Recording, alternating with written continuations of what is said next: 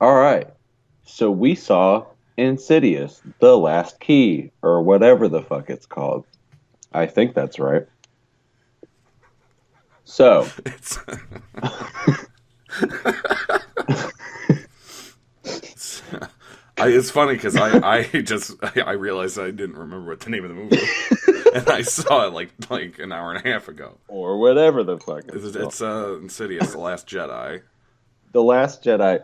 So, Kirk Douglas. Yeah. Do you want to What? say what the name of the podcast is? I forgot. It's called Matt and KJ Talk About Movies.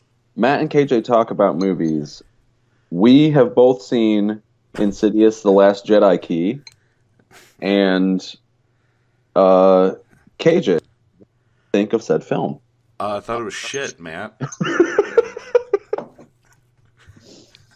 All right, bet. I thought it was terrible. Um, I guess Are there I'll. any specifics you would like Oh, to I do? would. I would love to. I'd love to go into explicit detail. It's not the worst movie I've ever seen. I guess. Oh, obviously. No. Or I would hope so anyway. Yeah. No. But okay. This is kind of what I was thinking about while I was watching the film. Is you talk about like action sequences, right? So Okay. like that movie had good action sequences. This movie has good horror sequences. Right. Well, I was about to say just like any James Wan staple, but this actually James Wan had nothing. But Right, but let's like in terms of the horror them and it's kind of weird because it's they're filmed almost like action sequences in that it's like the characters will be talking or something and then an action or not but a horror set piece will occur. And those are pretty solid for the most part. Everything else is fucking awful. Everything surrounding that. I would say it's like a third decent horror stuff, a third just terrible, and then a third kind of laughably bad. A couple of sure. times I thought it was legitimately funny. Okay. If you want me to go into detail, I guess I can start at the beginning. I do want to start with a disclaimer that I drank an extremely large margarita right before seeing it, Bet. like the biggest margarita I've ever seen in my entire life. Nice. So And I'm sure, no surprise to you, I consumed a healthy amount of alcohol before I saw it. sure, maybe we should both. I mean, I should get drunk before seeing any movie we're ever going to talk about because you will undoubtedly be drunk while watching one. Watching and discussing. Sure. I should get some more booze. We need to get on parity. You know. But All right. Well, so right off the bat, yeah, I think we actually have very similar opinions of the movie, but I already know I enjoyed it way more than you did. I'm sure you did. I I know you and I have a very kind of similar high tolerance for bad horror films. Right. I don't know if that extends to movies like Insidious, whatever, Insidious 4, The Last Jedi, or whatever, Yes. The Last Starfighter. Never saw that. But um, I like horrible slashers. Those are my kind of schlock. Fair. I don't know if something like this extends into that. If I can just start, Go let me for it. just start at the beginning, okay? So it begins with What is the main lady's name? L. I, I don't think that's it. L. It does start with E. Elise? Elise. Yeah, I think it's Elise. Elise, yes. L. As a little girl in 1950, whatever. And I was disappointed they did not do the thing from the third one where they had the older actress ADR her lines onto the little girl, because that would have been hilarious. Yeah. I guess for anyone who hasn't seen Insidious 3, which includes myself, I've not watched all of Insidious 3. I've seen the first two. Matt and I watched those together. Yep. That was also like a prequel of sorts, or it opened with a prequel scene, and they had then, because that's creepy Patrick Wilson movie. The third one is? No, two. My bad. 2 is when he's creepy Patrick Wilson. He gets possessed by the Red Man. Which opens with the prequel sequence. Oh, that's in the second one? Yeah, that's the second one. What happens in the third one? The third one has nothing to do with fucking anything. Does that one, have Emma in it? It does. It has. It has Elise in it. Okay, so I actually had a lot of difficulty remembering the other day, but we did get it down. 1 and 2. 2 is a direct sequel minus the prequel opener. Right. Okay. Of 1. Then so 3. She's talking to baby Patrick Wilson in that. She's talking to baby Patrick Wilson in 2. Then 3 is it's a great name for a rapper, by the way. Baby Patrick Wilson. Baby Patrick Wilson. Yeah. 3 takes place in between the opener of 2 and 1. Okay. In its entirety. Okay. So and then 4 is, I'm assuming, after. Well, no. They keep referencing them having done something previously that I didn't know what they were talking about, so I assume that's what happened in 3. Yeah. So people go in that time when I did that with Quinn, and I didn't know who they were talking about. Dude, I don't even know about whatever. That. Okay, shit. It's all shit. But 4 takes place after 3. Okay, so in the second one... 4 and... Well... Okay, in the second one, no one cares, man. Yeah. About the fucking Insidious chronology. Yeah. The second one opens with like a little... Yes, she's talking to baby Patrick Wilson in the past.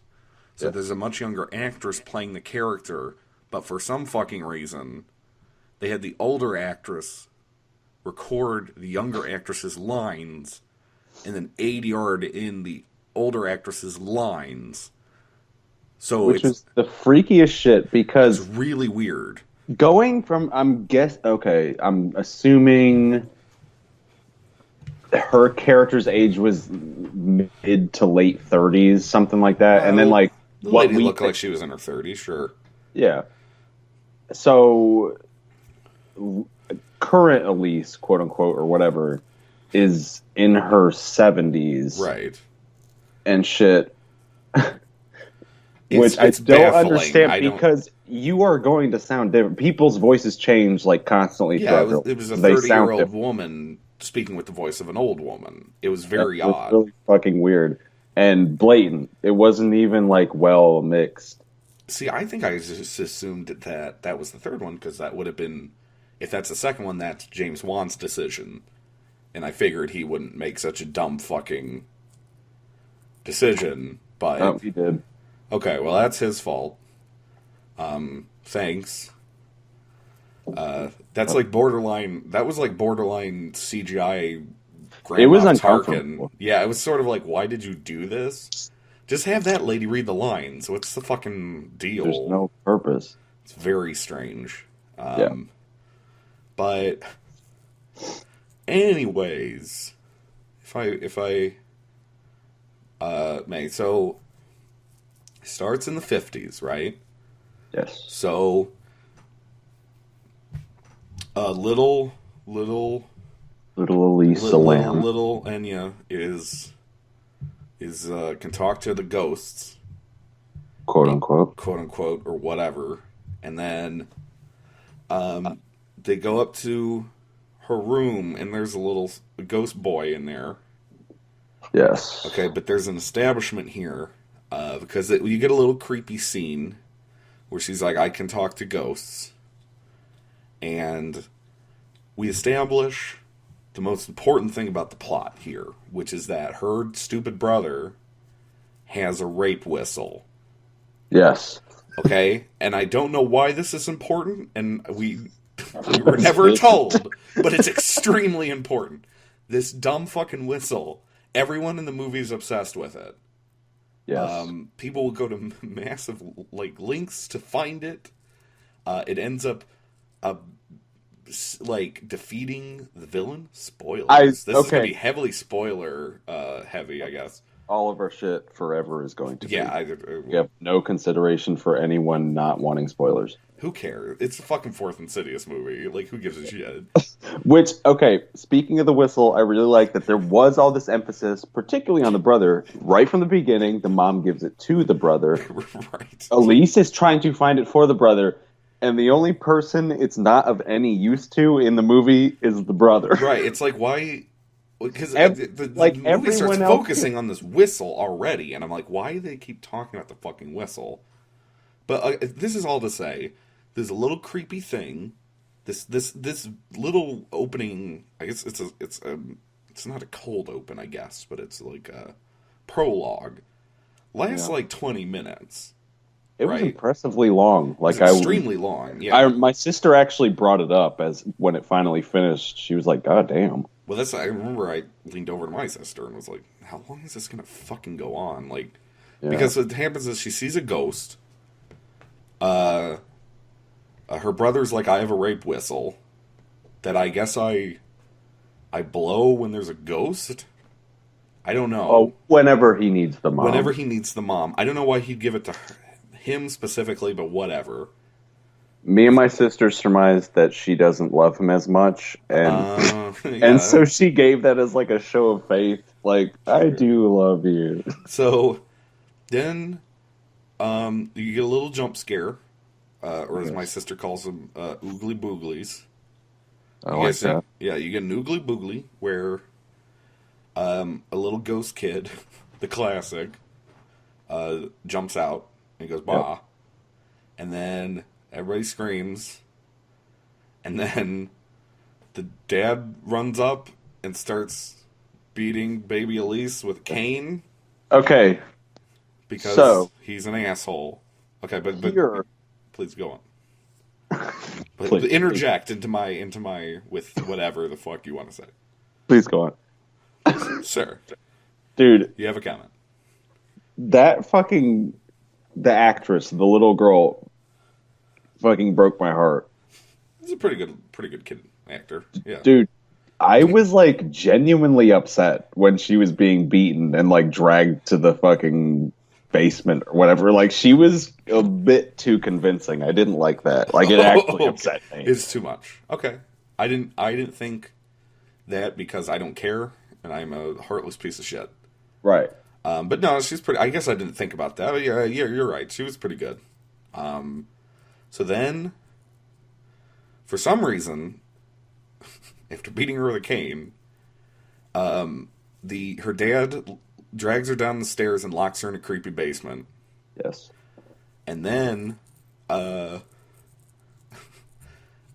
she starts hearing a voice, which my sister helpfully pointed out is actually one of the voices of My Little Pony.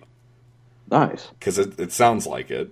I turned to her and I said, it's a little bit too me, because it's like, open the door, or whatever. And I was like, it sounds like a fucking... Oh, yeah, that weird-ass fucking kid. I was like... Wait, what was the one line? Me and my sister were laughing so hard at it. Fuck. I don't know. God, I can't remember. Damn it. Well, if you remember it, please interject. It was just goofy, but whatever. Plot synopsis.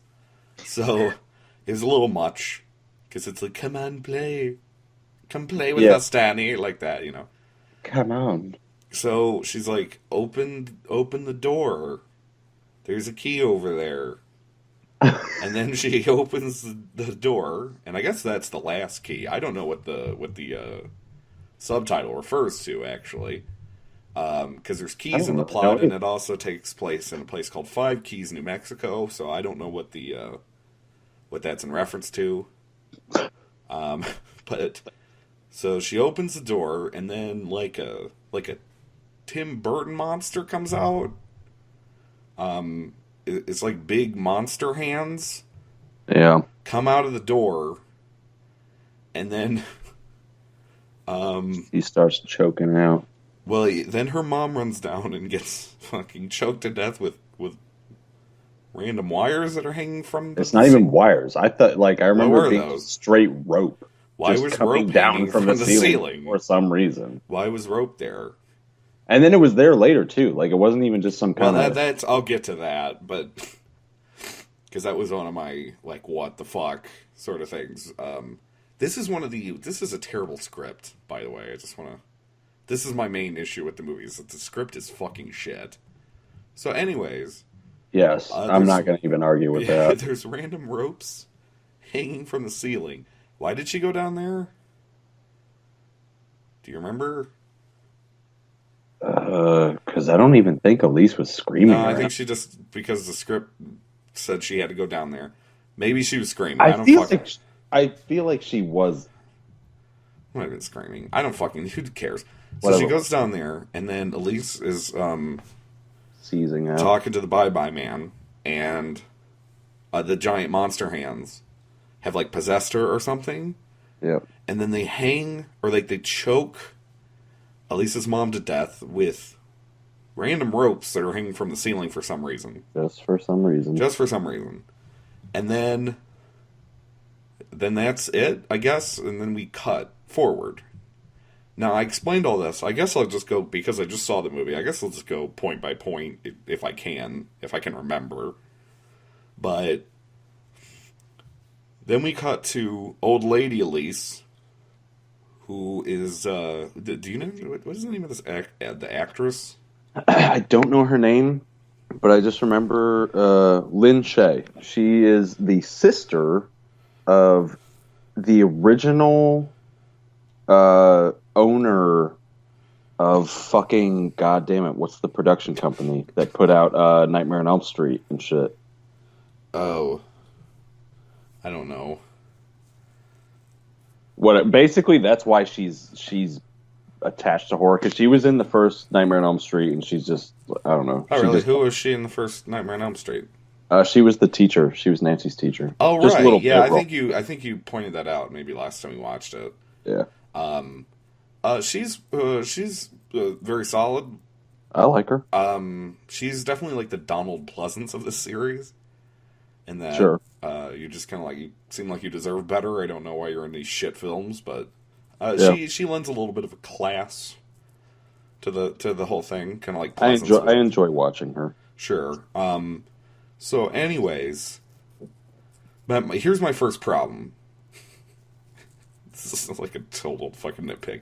So she wakes up and then she gets a phone call from a guy. I think there's some awkward cringe comedy with those two fucking idiots. There's two like guys in the movie that are like her sidekicks. Beck and whatever the fuck his name is. Jerry or whatever, yeah. Terry and Jerry are there.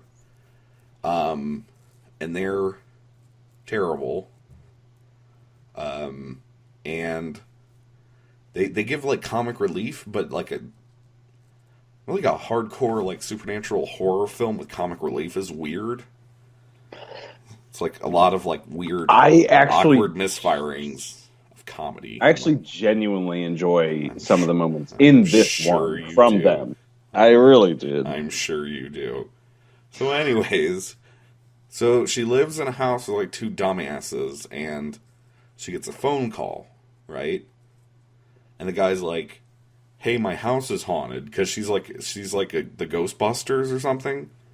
So, he's like, "I live in the house you used to live in." Like He says that to her he says that because he knows verbatim. verbatim. No. But yeah, No, so, but it's the house that the opener took place in, right? yeah. So here's my first problem. This is my first thing where I was like, what the fuck, movie. She then sits the two dumbasses down at a table, Oh, I and think I know then where you're going. re-explains the entire opener that already took 25 minutes Yeah. to them. And I'm like, why the fuck did you just show that again? Why did you just re-explain what I just watched? But you gotta burn that time, I guess. That's Yep. like straight filler. You know, you And could then have done that more. Like, okay, I get that you want to, like, let us know that the dipshits, like, know this stuff. But you could have done that in a better way, I think. Sure. You could have had one of them answer the phone, and then he could have come over and been like, hey, we got a call for a house that's at whatever the fuck. And then she could have, like, looked at the address, looked up, and she's like, I used to live here. And then you could have cut. And then we could assume that she just told them everything we just saw. Sure. I mean, no, this sounds nitpicky, but it bothers me. And there's more. I mean, no, that's fair. And then I was, I thought it was funny how, like, immediately after that, when, you know, how she goes into that whole fucking bit where it's like, this is something I need to do by myself. And then that's immediately, just in literally the next cut, they're like, well, we already got the van, so fuck you for coming yeah. anyway. Yeah, and I'm like, okay, well, that was pointless. Yeah, so she's like, That I was- gotta do this on my own. And then she walks outside in what seemed like the same cut, and they got, like, a truck. And they were like, well, we got the truck, so now we have to come. Which doesn't make any sense. But and Fuck then you, she's just like, Elise. whatever. And just not question. Which is She weird just, like, because the truck smiled. doesn't, like, play into the plot or anything. They're just It was- like, we bought a truck. That was really bizarre. It was strange. Like, this movie was very odd and shitty. So, okay, so this is my second thing. This is the second thing that made me irritated. So they go back to her old house, and some guy, he looks like some, like, blue-collar schmuck. Yeah. Let's He's like super stereotypical. Oh yeah, he's wearing like a hat and like a wife beater, Yeah. like a flaid or like a let's see, like a flaid, Flad. a plaid shirt. You know, Well, he's not even that. It's like he's looks just very wearing a worker uniform, like a blue collar worker uniform, but like in his own home. It looks very greasy. Yeah. At all times. I don't Like know. he's been in the garage working on cars all day, Right, but he's just but he's wearing it at home. okay. So this is what really like I was kind of mildly irritated with this. They walk in, it's the same fucking set as the opener. Like it's the same furniture and shit with cobwebs and crap all over it. And what he And says, this is like, this guy's house. and he says, "Yeah, there's too many stories." It was like he didn't want to get rid of it because there were too many stories behind it. What do you fucking like? I was like, are you kidding me? Well, because they didn't even. This is like 80-year-old furniture with cobwebs and shit on it, and you didn't move any of it. This is like you literally just let it all sit there. Okay, you bought like the house. grabbing at fucking branches or whatever. I could see if they were like going. Well, I'm not even saying I could see if they were, but I'm just like just pure speculation. If it was like the energy is attached to all that shit and was already possessing him, but he explicitly says he thought it was all bullshit until a while after he moved in. Right. I mean, this can play. I mean, I get what you're saying, but yeah, I would concur that he presumably moved into the house first, and then was possessed by the troll or the or monster hands or whatever the fuck. So he literally moved into like a haunted house. Like that's what it looks. It looks like a Halloween haunted house. And he was saying he was warned about the house, right? That he shouldn't move in, but he, whatever. But you didn't think to like get rid of any of the fucking furniture. Yeah. Like I said, if it was like old, that's one thing. But it's like covered in fucking dust and cobwebs and shit. Like I said, it looks like like a you did a fucking Halloween haunted house. Why is all the shit still there? I'm half surprised I think the only new thing is there's like a more modern TV where like the dad was watching like an ancient fucking Dude, 50s TV. if I'm remembering correctly, the TV's still there. He does have a newer TV, but it's not even hooked That up. would be It's just sitting on the hilarious ground. if I he might be literally wrong. just watched the old fucking 50s shit TV. Like, I was like, what are you, like, are you fucking kidding me? He, it's ridiculous. And no one ever moved any of this crap? Like, whatever. Okay. So Like it's then, funny because I noticed that, but it didn't like I was just like okay. that, like, But then like now you bringing it up with like your annoyance with it, I'm like, yeah, that was fucking weird. But I didn't like drove me up a wall. I saw it, but I didn't give a shit. Can you at least clean? Like, this guy's like a fucking slob. Like, he's like greasy, and he lives in like a fucking haunted house with cobwebs and shit. And so, okay, what happened next? So they go up to. The guy's like, help me, there's a ghost in my house. There's a ghosty ghost. There's a ghost. Elise, she goes into the room, and they're locking her in the room for the entire night for some. Okay, that's the next scene. So, she goes in there at night, and then she finds, again, she looks under the fucking bed, and the rape whistle's under there. Yes. Okay? Also, he handed her the special Bible. That's special for But that's 2 minutes not... of the movie. Is it? When does that come back in? It comes back like yeah, she come like the next day before he gets discovered to be like what he is or whatever. Uh-huh. She's they're talking about it. I remember actively she goes, "There's a particular Bible. It's red or something." Yeah, she Go said get she that said one. that, but was it relevant to the plot? That's what I'm saying. It was like quote unquote special for like 2 minutes. I don't know why. Okay. Well, he covered up one of the haunted house rooms with like a stack of Bibles. Yeah, Like, I don't know where he got so many. Maybe they were in the house. I don't know. But I doubt it. it's her old room, and there's still fucking hand marks on the wall for some fucking reason. That confused me because like where she how put her dirty was she?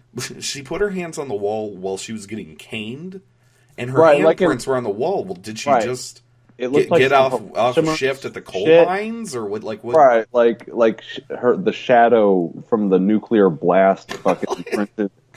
I didn't understand Where- that. That was the one where like they showed that and I was like, why are there handprints? She just put her hands on the wall. Why was she That's so all. dirty? She was just like you said, coming out of the coal mine. And it's not Just like, day after day of beating the same spot. but it's not like that was a they after the mom gets strangled with the ropes, they continue living in that house for years, as they establish later. So Yes, no one ever they- cleaned that off the wall. No. Okay. No, bro. They just left those there. So, anyways, okay, this is the first like what I'm talking about horror sequence, and it was pretty good. So, she goes under the bed. She looks under the bed, and there's a fucking whistle there again. Yep. So she's like, "Hey, look, the whistle. This is very relevant. It's Okay, there for it's important, or something." So then she walks over, and there's one of, like, 2 cool shots in the movie, right? So she walks over to the other side of the room, and it's very dark. And the way the camera is, I think she kind of moves sideways. And there's what is very obviously, like, a humanoid figure behind her. yes. Yeah, I know what you're talking That's a about. great shot. That was great.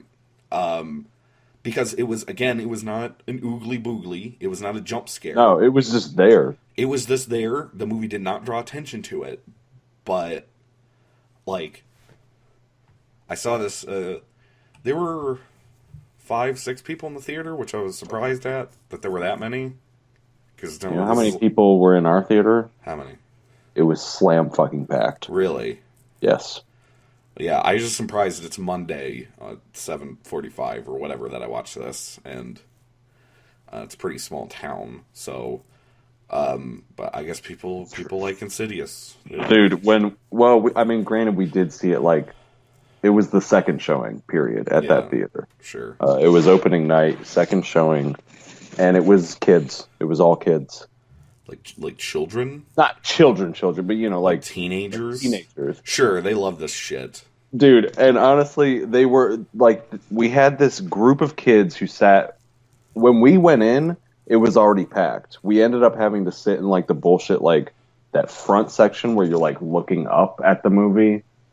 Oh, yeah, We that's weren't great. first row, but we were in that first section. I think we were 2 rows back, Yeah, and we were the second row. So there was only one row in front of us, yeah. and this group of kids just came in like after the movie had already started. I mean, it was pretty early on, but it had already started, and they were right in front of us, and they just kept fucking saying shit the whole movie. Yeah. I try not to let that shit bother me. They were kind of bugging me a little bit, but actually, there was there was one point.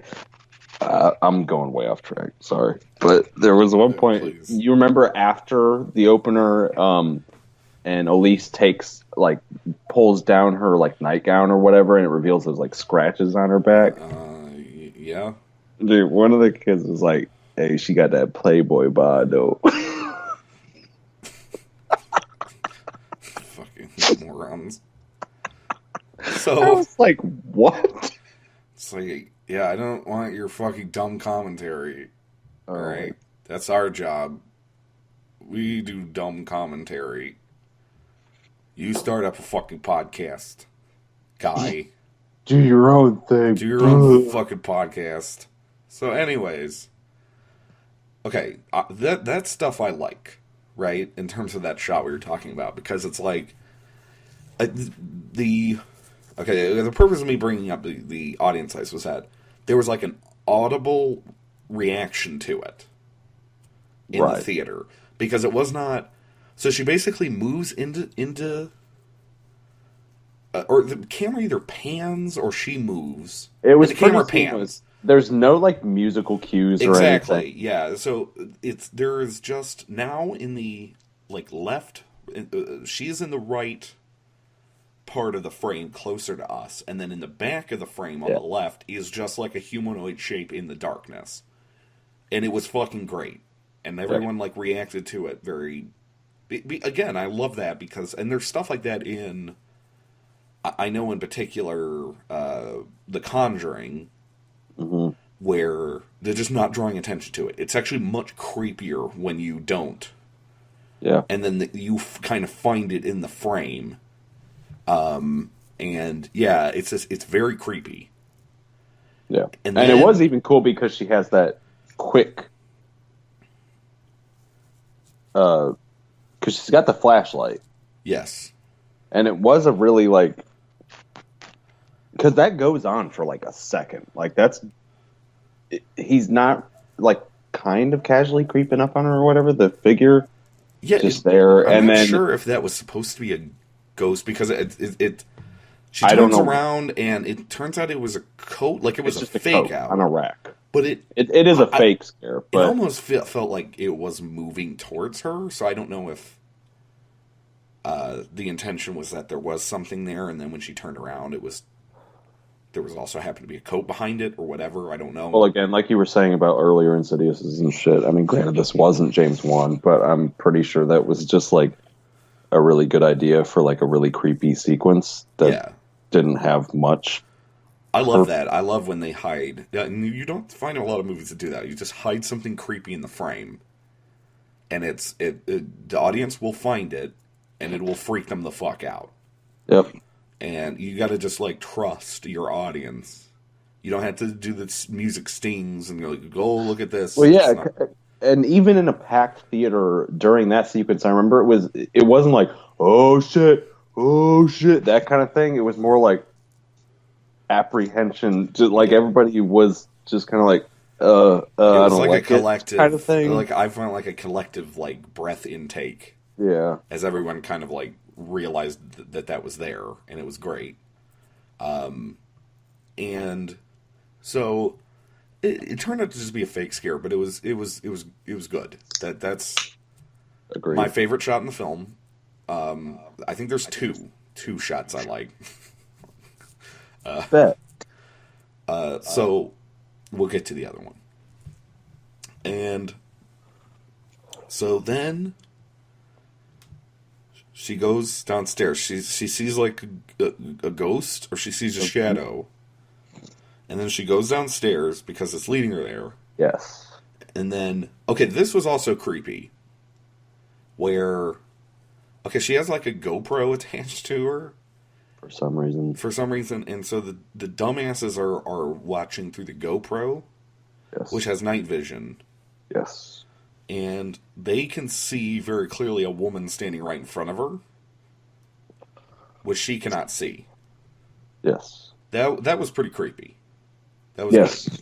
No, I like that. And then I also liked that one. My sister caught it before I did, while we were watching it. It was like panning, and there were like fucking feet on the desk. Yeah, I don't. And my sister just went, "Whoa, what the fuck?" Oh yeah.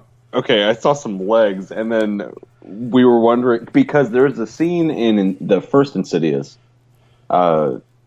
Like I'm actually on every viewing of these James Wan movies, I find more and more actually. Mm-hmm.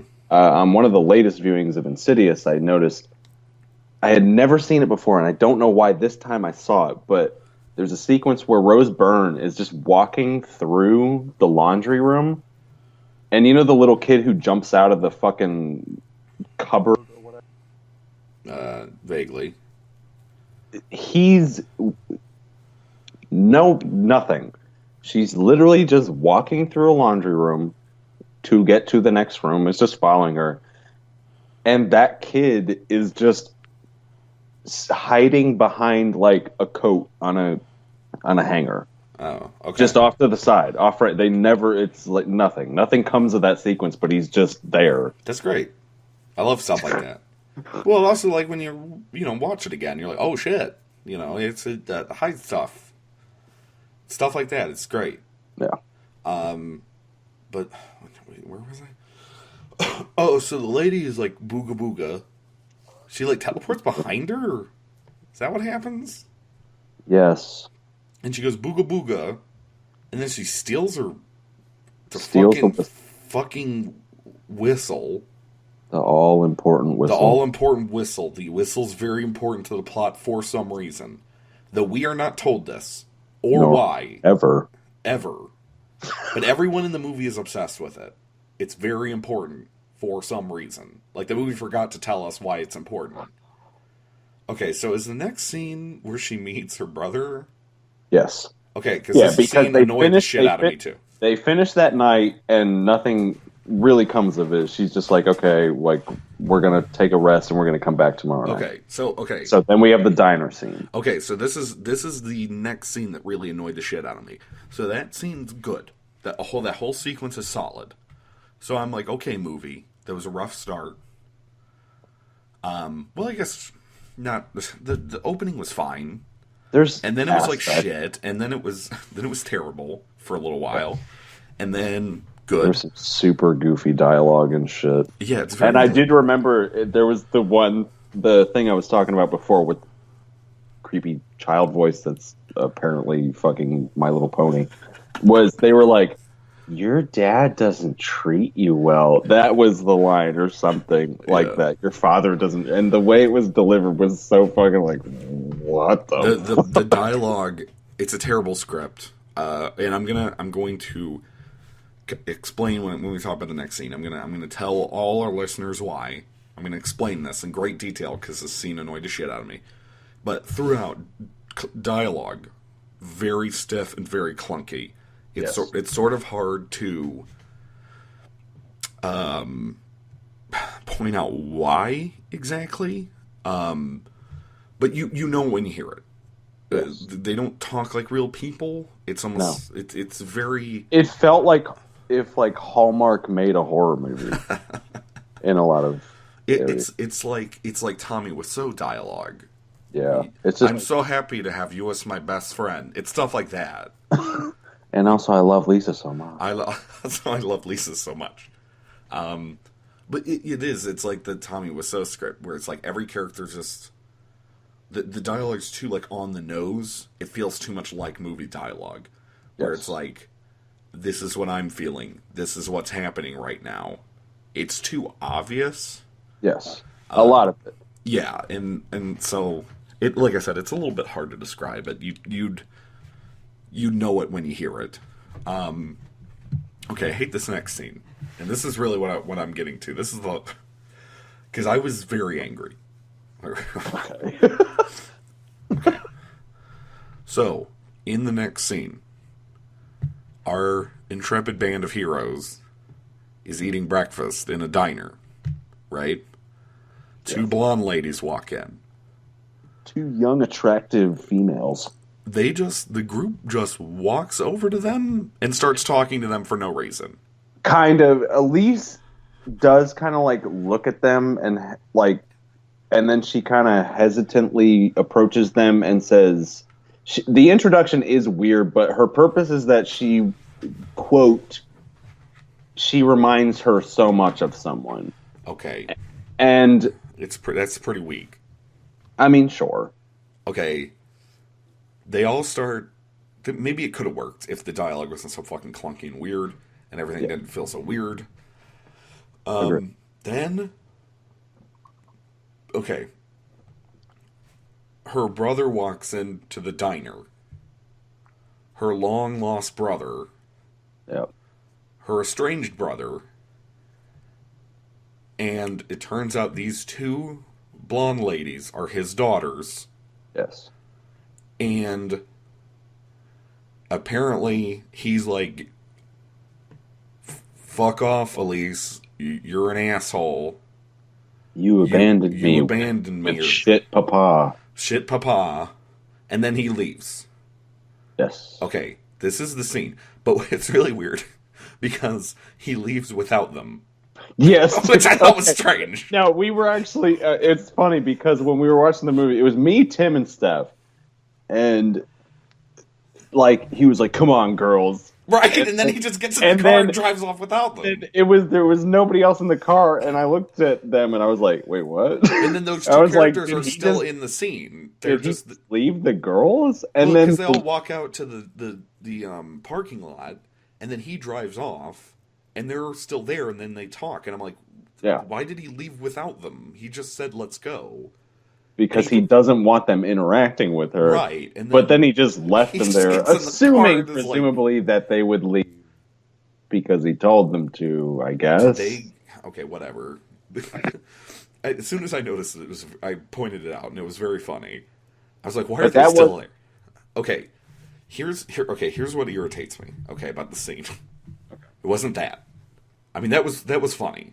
That was just funny to me. That was straight up funny. Okay, you're the guy writing the script for Insidious 4. All right, bet.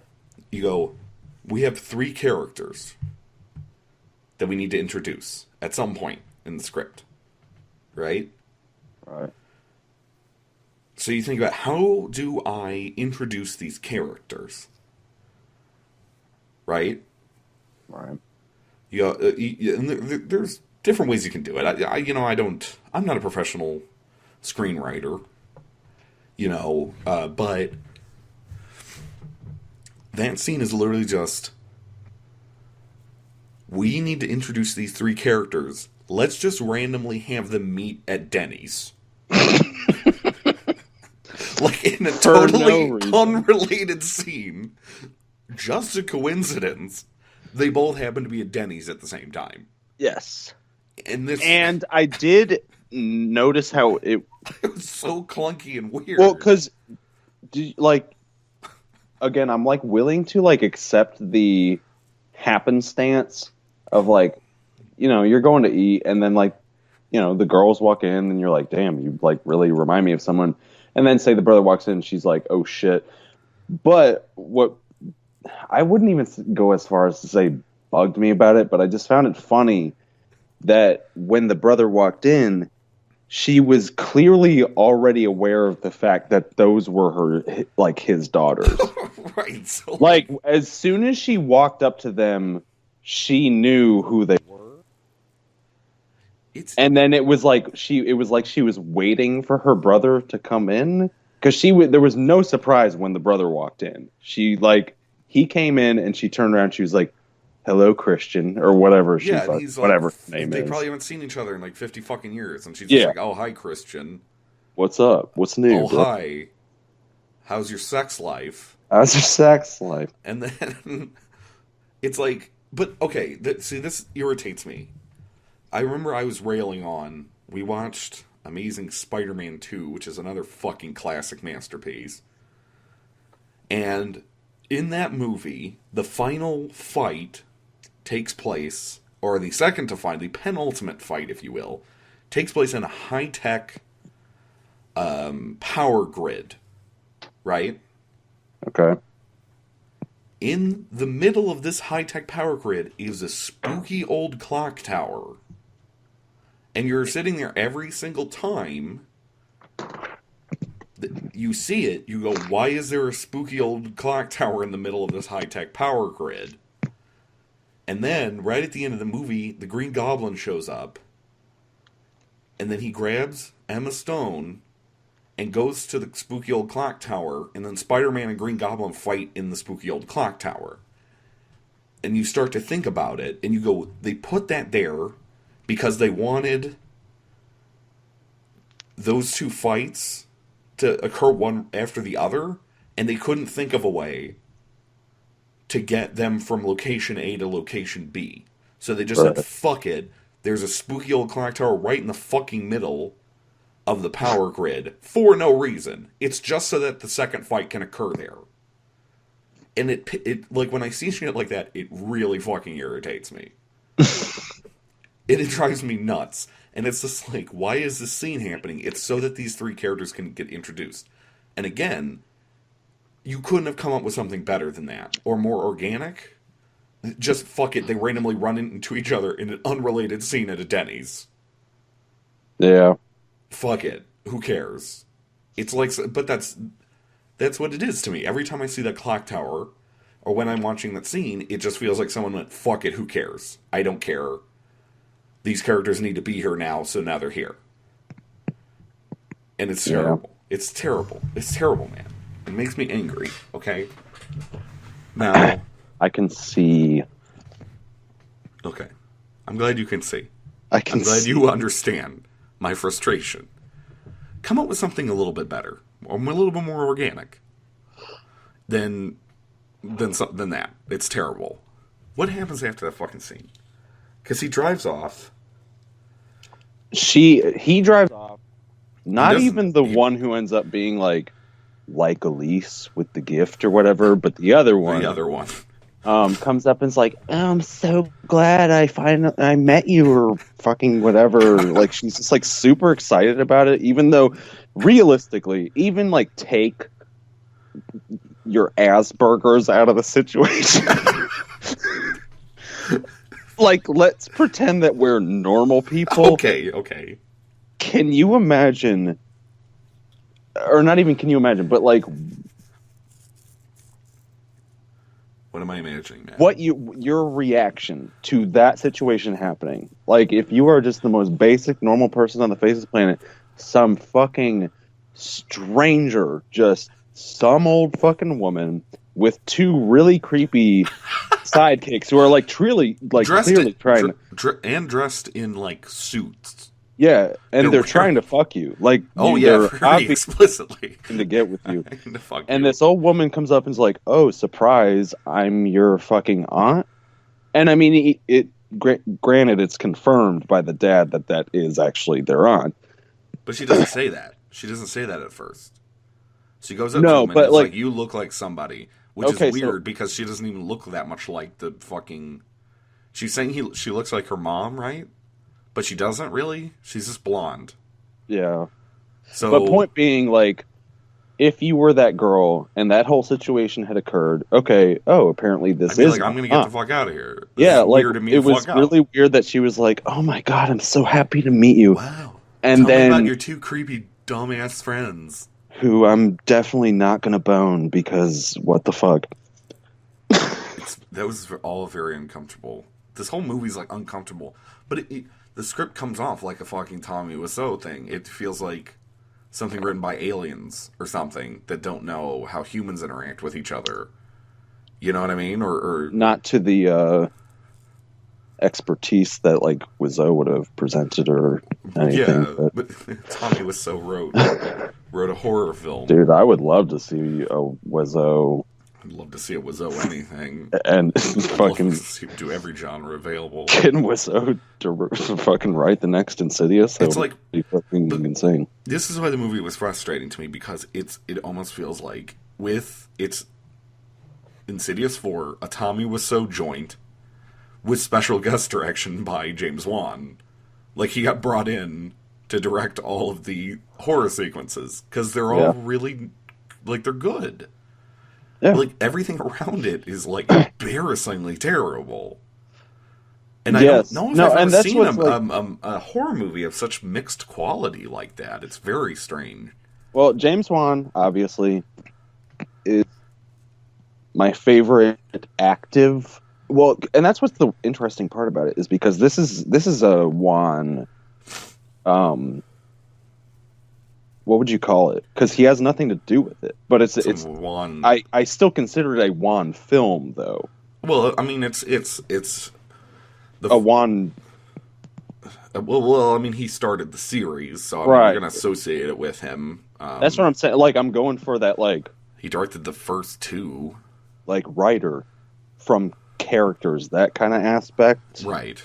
Where it's like he has this style that even the ones he's not involved with still carry on that style, which is very Wan distinctive. Yes, they're trying to ape his style. And in terms of the horror stuff, they're doing it pretty effectively. I don't know who directed this. Do you know? Not positive. Is it the fucking guy with that one idiot? I thought you told me he directed the third one. No, Wanell directed the third one. He's in this one. Wait a minute. No, because Wan directed 1 and 2. Then Lee Winnell, who is the writer of Lee Winnell and James Wan go hand in hand. They're like longtime writer director partners, Yes. and he also plays Lee Winnell's the writer, James Wan is the director. the glasses idiot in the movie. Yes, He's also in them. Yes, So he's his longtime writing partner. He has written all of them. He directed 3, and someone else directed this one. Did he write this one? Yes. That's amazing. Yeah, I his don't know what's scripts. happening. It's like he took like a bunch of fucking Zoloft or something and just I don't know if it's just because like he was on.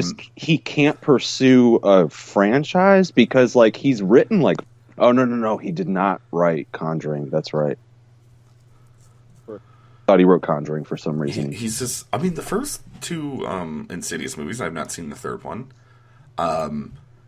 Pretty solid scripts. Not like amazing. And then he would have. He wrote a few of the Saws. Right? He wrote the first and second for sure. He's not an amazing screenwriter, but he's competent. He's not Tommy Wiseau, is what I'm trying to say. But yeah, no, it's like the script is like if he was on meds or something, like he was on fucking painkillers. It's like something he shat out in 2 days, which may have been the case. I don't know. That's what it feels like. I wouldn't be surprised if there were like contract kind of shits involved where like he genuinely doesn't really give a fuck. That wouldn't super surprise me. Not to mention James Wan. No one's gonna see this. I don't care. Just poop it out in fucking like a weekend. Not to mention the fact that he's not getting the same kind of success that Wan is getting. Yeah, I think that's like a sad thing. I guess. Well, I mean, we'll talk about Wan a little bit, even though he has nothing to do with this movie. But I mean, they're his projects. Yeah, I think. I was thinking about Wan yesterday, and I got kind of sad because I think he's going the Sam Raimi route, where I think at this point he's like outgrown horror. Yeah, and I think that's a shame because I think he's very talented. He's good at it, but he doesn't even fucking want to do it. Not right now. Because now, like Sam Raimi started with horror, and then he started directing bigger stuff. Yep. And So you that's had what Juan move on from his horror. Then I think his next one was he did Furious 7. right, which is obviously the greatest movie ever made, as we all know. It hit Obviously. Furious 7. It goes Furious 7, Citizen Kane, Casablanca. It's up there. Yep. It dethroned Citizen Kane as the greatest film ever made. So he's got that. He should be very proud of that. Next, he's doing Aquaman for some fucking reason. For some reason. But I think he just does big stuff now, which is, I mean, that's fine. You got to get that money, you know. I'm sure he has bills to pay and shit, but you know, hopefully maybe he does like a maybe he comes back. I'd like to see him do more horror. I think that's where his I would as well. yes. I just don't like the concept of horror as like something you grow past. You know what I mean? Well, it's like Craven. Like he had like side projects because I mean, sure, it's totally acceptable and understandable that you don't want to do just one thing for fucking ever until you die. Sure. But I mean, like that's what most of us do, to be fair. It's called a career. That's what most people do. Okay. I don't think that's how it should be, though. Okay, yeah. Well, but not, I'm just saying, not necessarily that's not how it should be, but especially when it comes to creative types. Sure, like, I mean, they don't you're have gonna to do have, yeah, you're gonna have that's what like most people do. Craven did a few side He projects. did Of, Music of the Heart, which is his best movie. yeah, but he always like there. I haven't seen it, but I'm curious. Like Stephen King, same with him. Like, yeah, Sure. At some points, you're gonna have times where you just aren't feeling it, but that's kind of your core. Again, Craven, Stephen King, because he had like Stand By Me with King, fucking whatever with Craven. Music of the Heart. Music of the Heart. Dude, I'll never remember his finest film. What the fuck? No, but okay, so yeah, but like, yeah, we'll see what James Wan does. I hope he comes back and does more horror. I would because it's not like Stephen King wrote, you know, The Shawshank Redemption or Rita Hayworth in The Shawshank Redemption specifically, and then, or what is the name of it? All those stories are in the same book. I don't know if you know that, but it's called something Seasons. It's got Stand By Me, The Shawshank Redemption. What's the other one? What's his other like big non-horror? Oh no, it's Apt Pupil, which did get made into a movie. It's not as well known as the other ones. And then some other fucking thing. It's like 4 novellas, whatever. I'm just being autistic. So, anyways, he didn't stop doing horror when he wrote that. Right, that's what I'm saying. Like, he comes back to it. He wrote The Stand. That's not horror. I mean, he's written lots of non-horror stuff. But hopefully, like I said, I hope Juan returns. He's very good. And his movies make apparently shitloads of money. Yes, considering he's responsible for like 15 ongoing just massive horror franchises. Yeah, like just directly responsible. Yeah, like he just shits out horror franchises as he goes. But I like that he didn't get bogged down in any of them. You know, he did Saw, moved on. Other fucking hacks continued that, and then you had Insidious, and now we're on the 4th one there, and then he did Conjuring, which they did a sequel to that, which I believe he also did, and then he did. Now they're doing 800 spin-offs of that, because there's an Annabelle prequel, and then there's an Annabelle prequel to the prequel. And then there is now, that is still Conjuring. There is a spin-off of The Nun. 2, The Nun. Right. And then there is Conjuring 3 coming out, which does not have a director assigned to it yet. Sure.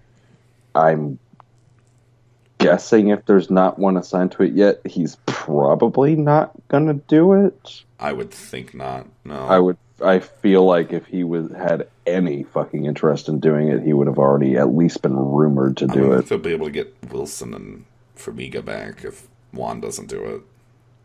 I'm not sure. Maybe they give him a dump truck full of money. We'll have to see. You're not even like superstars. Well, yeah. I guess I could just recast them. Hey, Patrick Wilson and Vera Farmiga are superstars in my heart.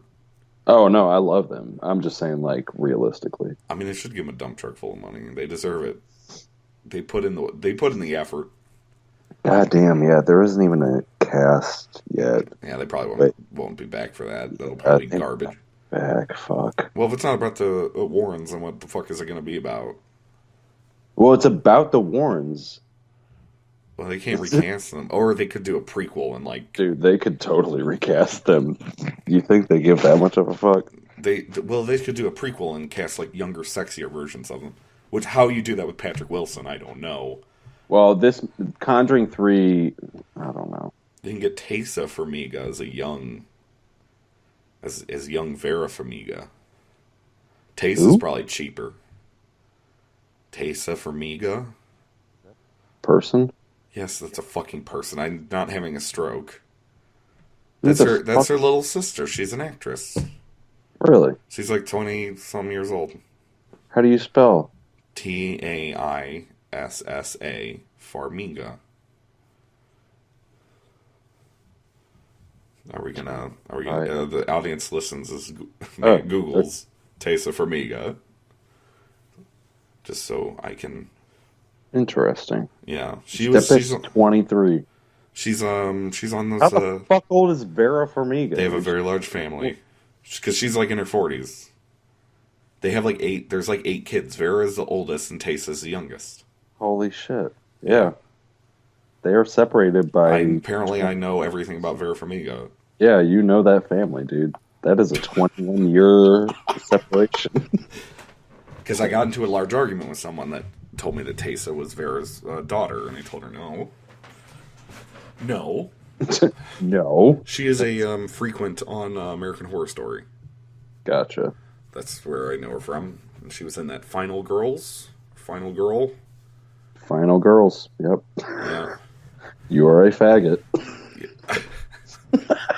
Say it on the fucking podcast, you idiot. That's beautiful. 5s of people will listen to this, Matt. They don't need to know I'm a faggot. Oh my god. Anyways.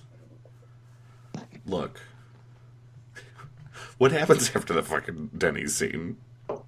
Lost track. We had a little intermission. They just have that little bit with her niece, which is pretty much just like, oh, I'm so glad I met you. Bye. Like, it's that's stupid. pretty It's much it. Bad scene. What happens after that, though? What's the next Then scene? it goes back to the house where it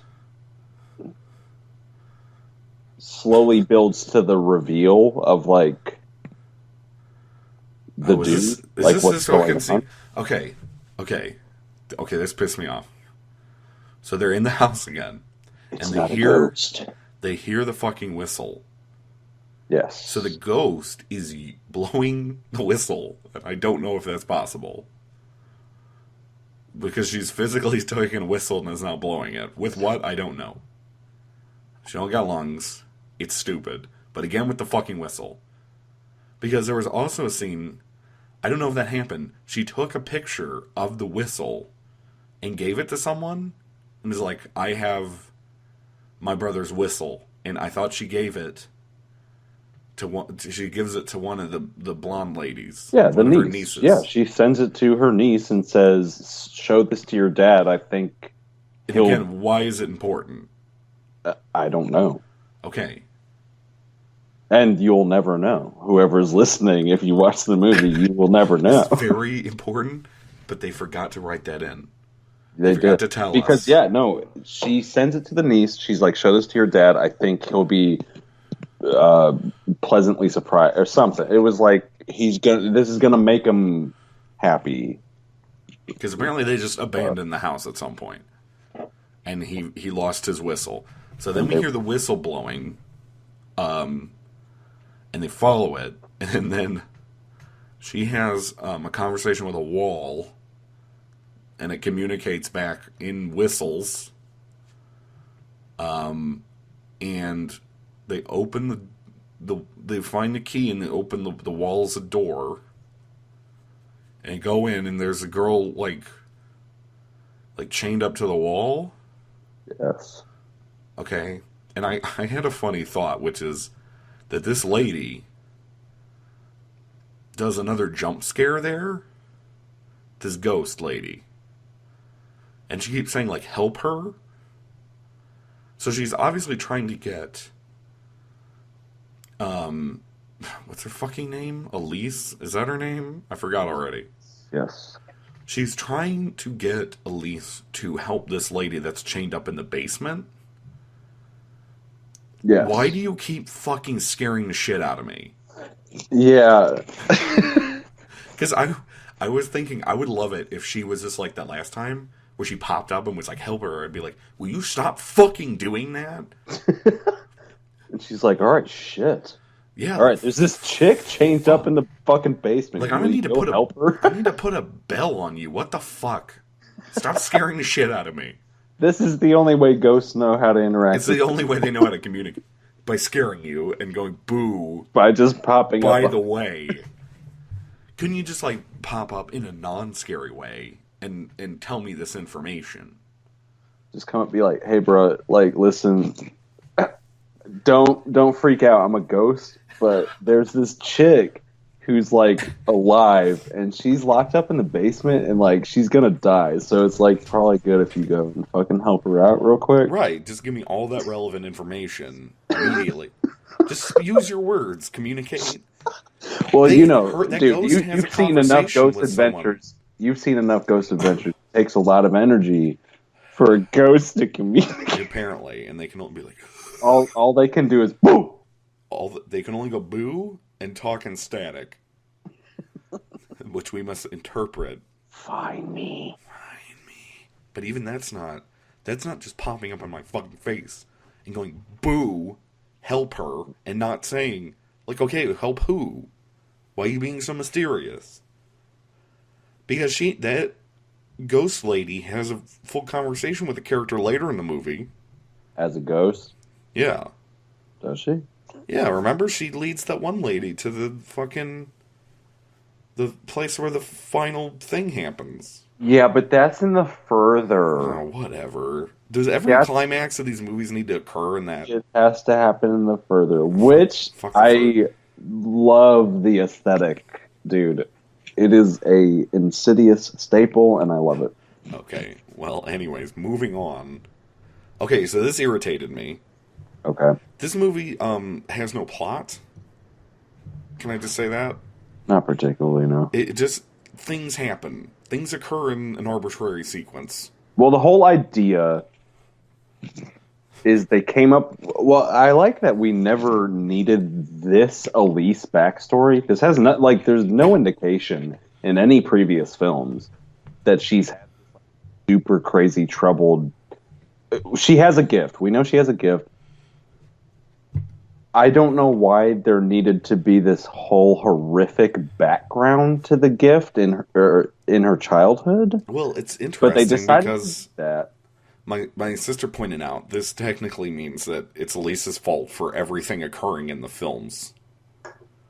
Because she let out monster hands, and monster hands opened all the doors. Yep. As a child, so the entire series is her fault. And she didn't even need to. And she's charging people to solve the problems she made. So True. She's an asshole. True. To be fair, she didn't know. Okay, but still, she's an asshole. And I do enjoy that that's like a thing now in like the whole lore of the story.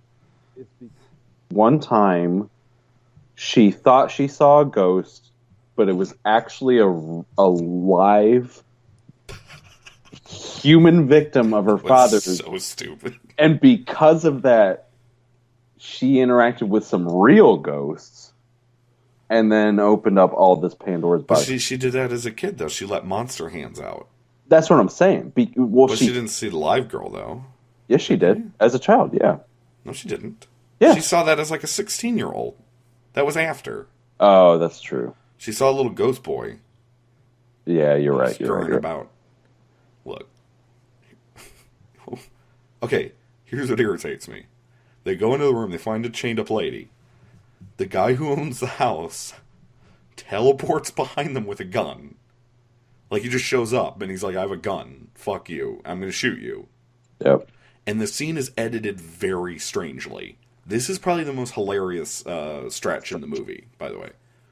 So, one of the shots has him putting the gun in his mouth. Yes, Did you I notice remember that? Yes, And then vividly. they cut back, and then it's not in his mouth anymore. And I was like, what's happening? Honestly, in the moment, I did just take that as him like losing his fucking mind. I didn't I really see guess it that it way. was weird. It was weird I to mean, it me. was weird, but like it was kind of this back and forth thing where he was like, "Yeah, fuck you, fuck me," So kind then, of. so then he locks them It in the was, room, and him and Specs have an extended fight sequence. dude. I wouldn't even call that an extended fight sequence. It's like him vaguely following Specs throughout the house, and then Specs gets the jump on him. But It's Specs outwits him yes, by putting a pair of glasses on a dunking bird. yes, I don't dude. I know. forgot about that.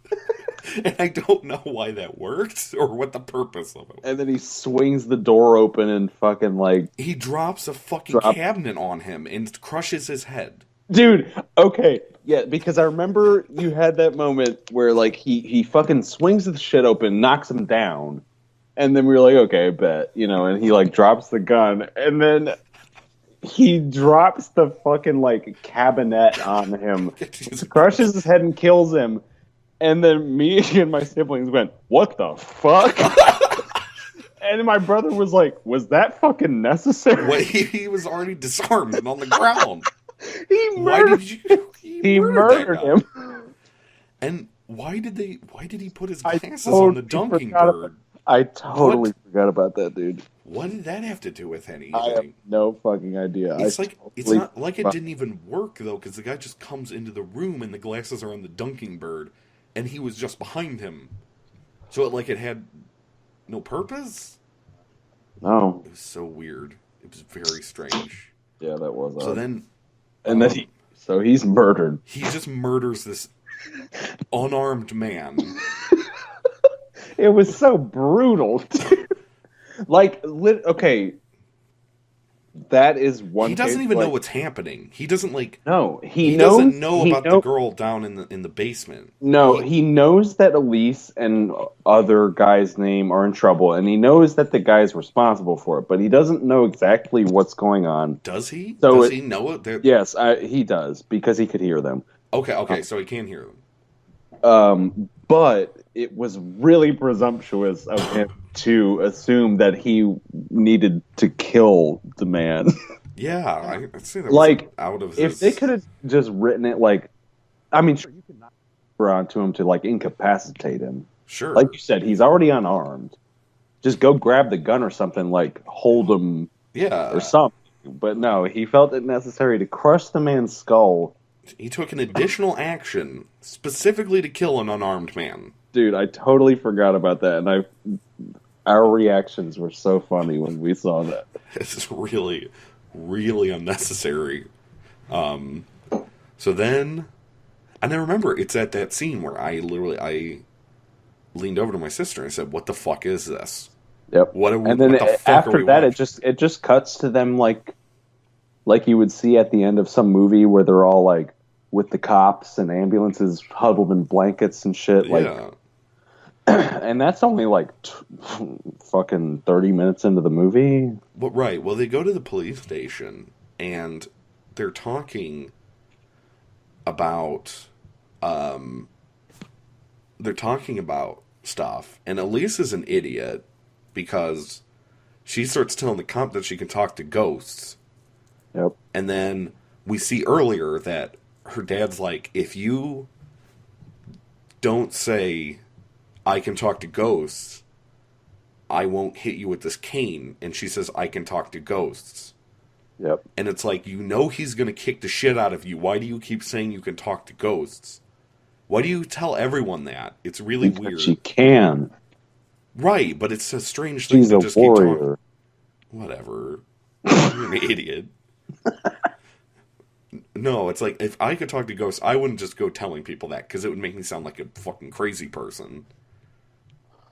I mean, even if I could. I mean, sure. I'm just saying. But that's not the point. What is the point? She's almost, it's like she's sticking up for herself. Like, no, you don't tell me no. Can talk to ghosts. That doesn't bother me. No, well, she's an idiot. So anyways. Well, no, I get like she shouldn't, but I understand that that's the point that she, like, I understand why she keeps saying it. I mean, it's stupid because she's about to get beat with a fucking cane, but I get that aspect of it. So anyways, she's talking with the police officer.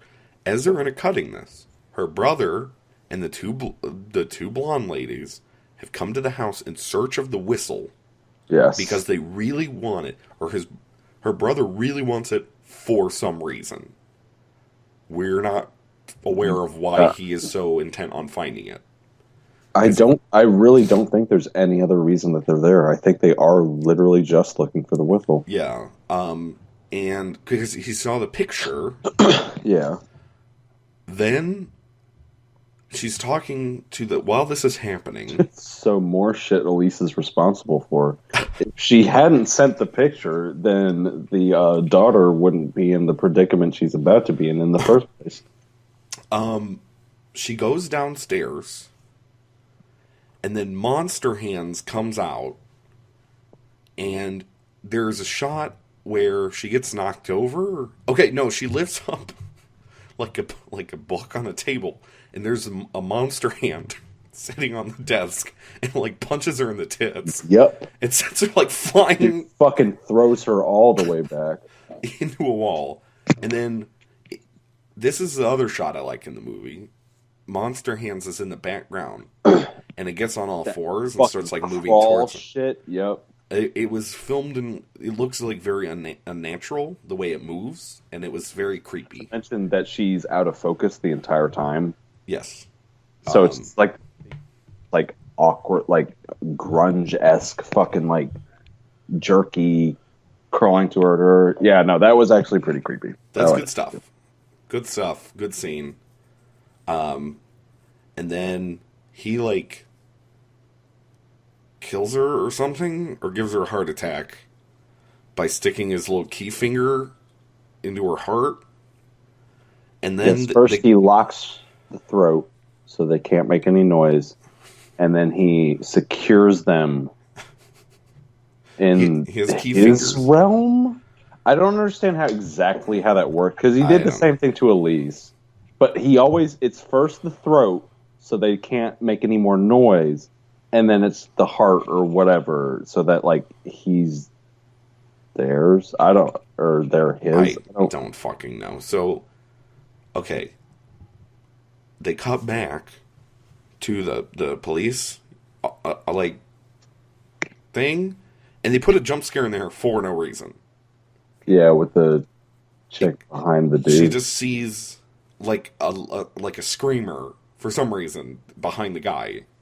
Yeah. That's just like a lady, and she screams, and it's a jump scare for no reason. It's not a ghost or anything. To make him think that convince him that she's crazy. Right, even though that goes nowhere. So, she goes over to the house, and they're like, blonde lady number 2 had a heart attack. Oh no. Well, because we were looking for that fucking whistle. Because that's important. She got spooked. So then blonde lady number 1 is like, I am also psychic. And I'm like, well, that's fucking convenient. Yeah, BT dubs. BT dubs, I am also a psychic. And I was like, okay. So then they go Her and the two dumbasses and this other lady who's now a character because she's also psychic, who is only established as being psychic so that the next scene works. They go and... Are they looking for the fucking whistle more? What are they doing in that house? No, not at this point. At this point, they're trying to find her, the locked up blonde. They are going into the further to find her so they can free her. It has nothing. To be fair, at this point, it has nothing to do with the whistle. Okay, but how does Elise get into the further? Because she can do that. That's her. No, but the fucking blonde one goes in looking for her. She gets inadvertently. Shit. No, you're right. Yeah. What are they doing in that house? Up there. Oh no, she does this scene which pisses me the fuck off. So they find in like a fan shaft. They find a bunch of suitcases filled with bones. Yes. And she keeps slowly unlocking each one, opening it, and then there's bones in it. And then she closes it, picks up another one, opens it. And this happens 5 or 6 times. It does. And this is the only other moment in the movie where the people in front of us, I actually got a genuine laugh out of, as opposed to being annoyed. Because they did that thing, you remember, like, yeah, she's in that fucking vent, whatever the fuck it is, and there's all the suitcases. She keeps opening them, and the entire time she keeps opening them, it'll cut to, like, down the shaft, down from her, and, like, creeping up, like it's something looking at her, yeah. And it just keeps doing that, and, like, building you up to think that she's gonna, like, open a suitcase and then close it, and there's gonna be something behind it or something. Yeah. And like these kids in front of us were just like the entire, because this long, it's like fucking like 7 minutes or some shit of her just like opening suitcases, and it's just doing this riveting entire fucking 7 minutes, and like this entire time the kids in front of us are just like, oh man, oh fuck, oh no, oh. I think I said I accidentally did a riff. I think I said it too loud because when she started opening up the third one, I went, "Bitch, pull the suitcases out and then look at them." Why would you open each one individually in a creepy air shaft? Maybe this one doesn't have bones. Pull them all out. You fucking insane bitch. And then. So when it finally hit that point where it's like the thing gets right up on her, and then she closes the thing, it's in the suitcase, and then there's nothing there, and it's like, oh. What was the camera movement supposed to be? And then she opens this one, and immediately this bitch jumps out of it. Like a cute little guy jumps out of a suitcase and chokes her. The kids in front of us fucking. They had their first heart attacks of their life. It was so fucking funny to see because they literally jumped up. There was like one directly in front of me and one directly in front of my brother next to me. And both of them literally screamed out loud, jumped out of their seats, and fucking like collapsed back into their seats. She choked her out.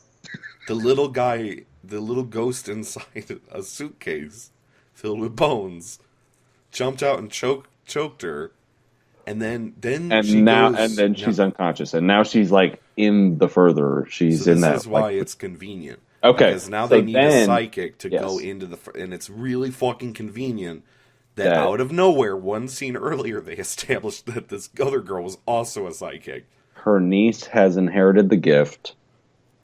Right. So she goes into the further to go find Elise,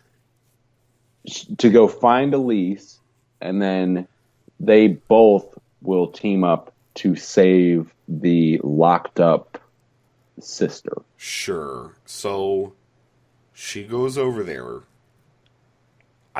There's not a ton that happens, but the end of this movie is fucking hilarious because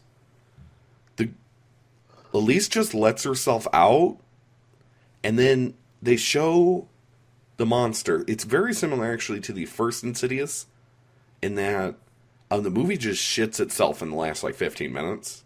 Insidious is a really good movie, but its third act is very weak. This is not very good, except sporadically kind of neat. And its last 50 minutes are like hilariously shitty. So she just kind of lets herself out of her. She wakes up in a jail cell, but just sort of exits. Like, I don't think that other girl needed to come get her at all, so it's all pointless. And she starts beating her dad's ghost with a cane. Yes. Okay. Yes. And then she comes in and like stops her and like, oh no. And they are just at this point now just showing us the monster hands, and it looks like an orc. It's really weird. Yeah. It looks dumb. It's just standing there like jacking off in the corner while she beats her dad's ghost with a cane. Yeah, like literally. Because I think it's literally just because it just like it loves your hate or something. I don't know. So then the other girl shows up, and she's like, "Remember who you are," and then throws her the stupid fucking whistle. Yep. And then she blows it. No shit. This is the end of the fucking movie. Okay, Elise is about to get killed by the orc. This is troll. One of my parts of the movie, dude. Elise grabs the whistle and blows it. Elise's mom shows up.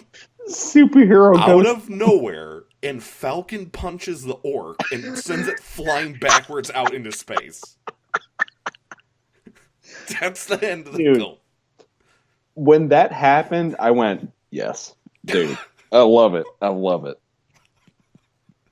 It's like the dumbest fucking thing. And again, why did she come when the whistle got blown? Why specifically then? Why, if you could have killed the shit out of him, why didn't you do that before? Because she's off at she's at ghost parties and shit. She's a ghost party. She was going to get around to it at some point. She didn't know. But the whistle pierces through dimensions and time and shit. So she had no idea that her children were in trouble, and then she heard the whistle blow and she went, oh, fuck. I gotta do something. Where was she, though? Where was she before? She was at ghost parties. So she was at a ghost party. Yes. Presumably hooking up with someone who wasn't as big of a douche as her previous husband. Okay. And she heard it and was like, oh, right. I have children. I should have killed that thing that killed me. Because apparently I have that capability. I mean, she's dead. What is she worried about? Let's get our fucking freak on, dude. Yeah. Until my children are in trouble. Then I'm going to fucking... Oh, yeah. Then, I mean, just literally just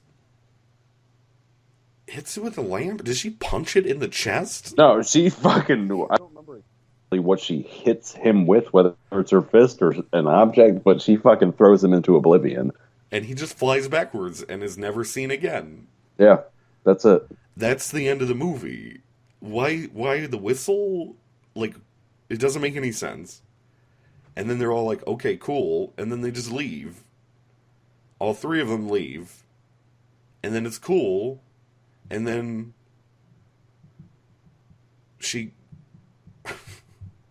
they're like walking around, and the little kid from the first one makes a cameo because she opens the door, and it's real awkward. Quick.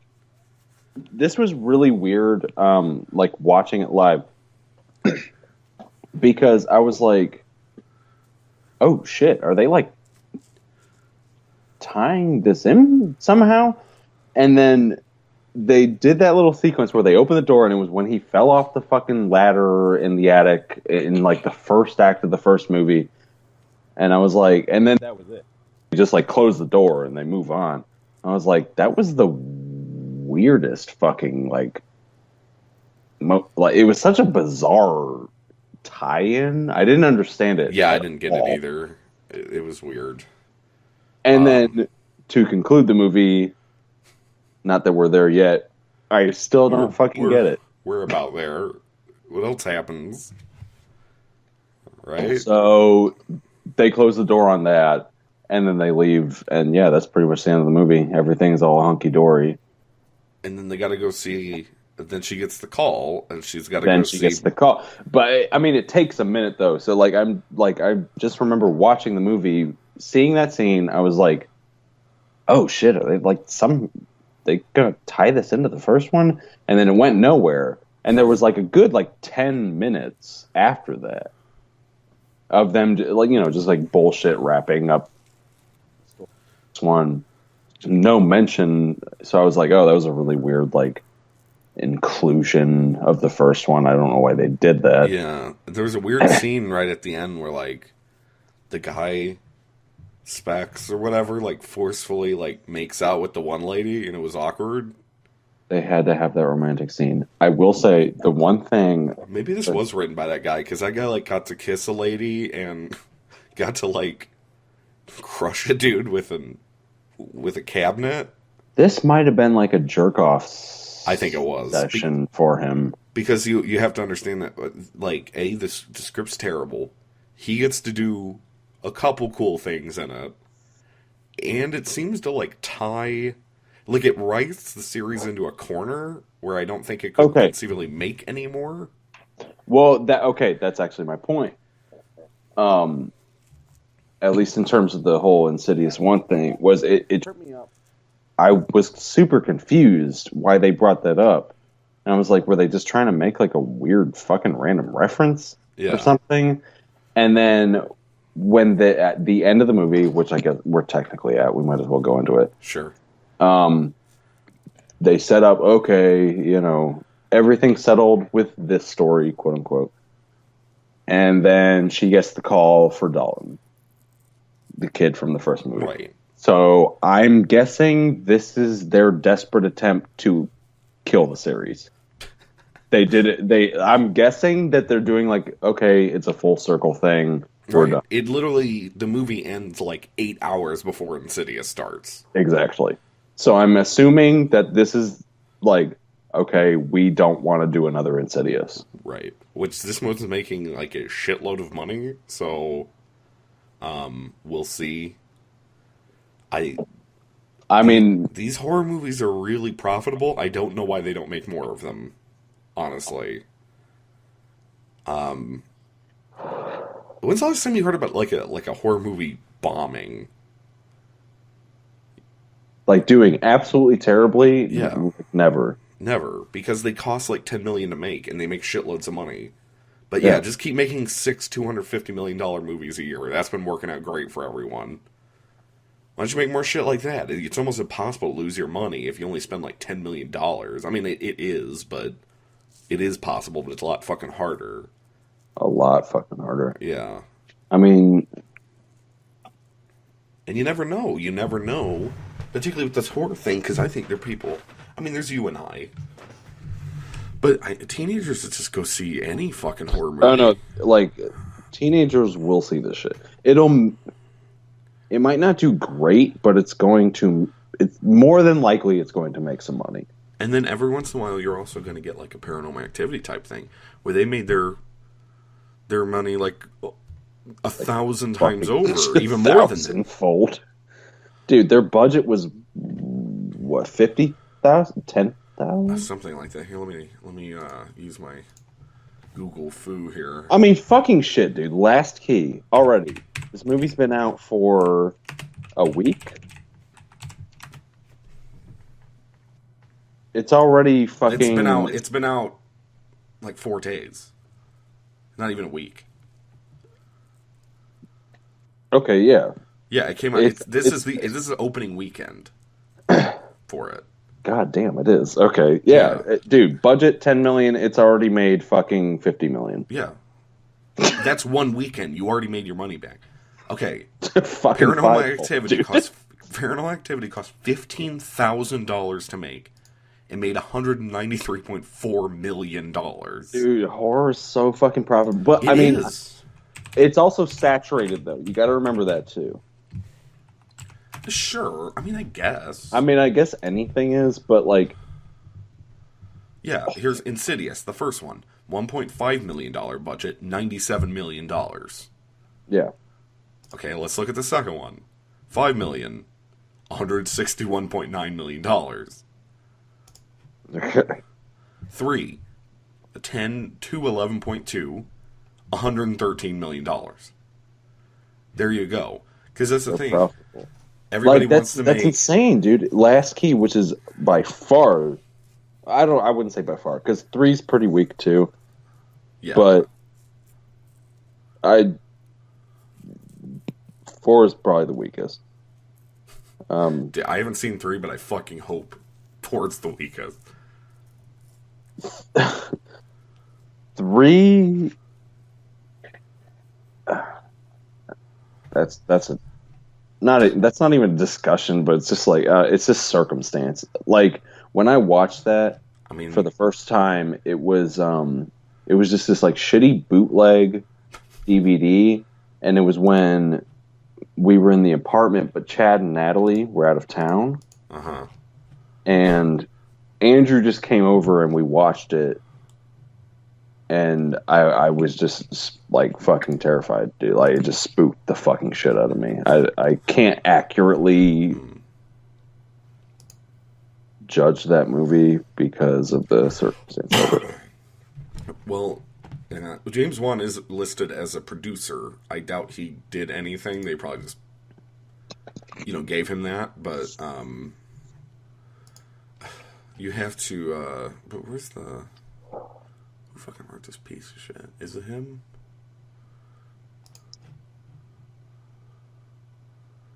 Yeah, that's him. He wrote it. What? Fucking Lee Winnell or whatever. So yeah. Yeah, he's written all of them. Okay, well, I'm just double checking because you're frequently wrong about everything. So, when it comes to James Wan and Lee Winnell, my dude, my dude, I know what I'm talking about. Okay. Okay. Well, you didn't even know who Taser Farmiga was, so Yeah. Well, I know who Lee Winnell is. All right. apparently, you're not like you don't have like me encyclopedic knowledge of the Farmiga clan. Do you even know fucking Do you know? Do you know Taser, dude? Do you even? God damn it! I fucked up my own shit. I was trying to make a joke. That's like your fucking. That should go on your tombstone.